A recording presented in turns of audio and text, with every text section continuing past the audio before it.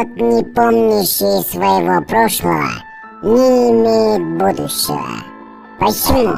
Потому что, чтобы знать, куда идти, нужно знать, кто ты, что пережил, через что прошел. Не было ли вам скучно на уроке истории? Не хотелось ли вам выйти, поиграть в телефон, приставку, вместо того, чтобы сидеть и слушать нудный урок? Кыргызской республике 25 лет. 25 лет наша страна независимо строит свою собственную историю. За эти 25 лет было 2 революции, поменялось свыше 25 премьер-министров. Манасу исполнилось 1000 лет, городу Ош 3000 и много чего другого. Но как же мы ко всему этому пришли? Почему мы называемся Кыргызской республикой? И что происходило ранее?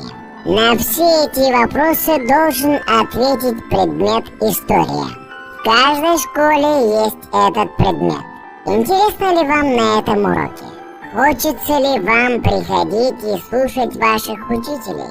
Данный видеокурс направлен на то, чтобы максимально понятно и интересно объяснить вам основные события, происходившие в течение всей 2000-летней истории кыргызского народа.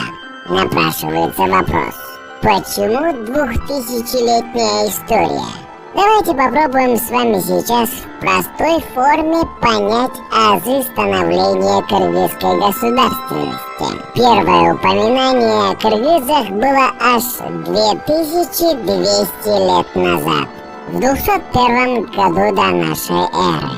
Иными словами, в 201 году до нашей эры мир первый раз узнал о существовании народа кыргыз. Стало же известным нам это из китайских источников, написанных тогда китайским летописцем Сымадзяном. На западе от нас есть народ Гяньгунь. Высокие, желтобородые, голубоглазые и татуированные.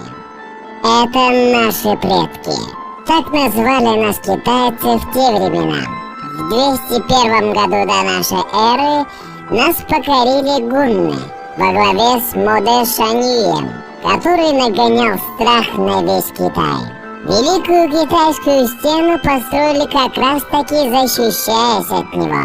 Это был целеустремленный, кровожадный и жестокий лидер, который ради короны убил отца.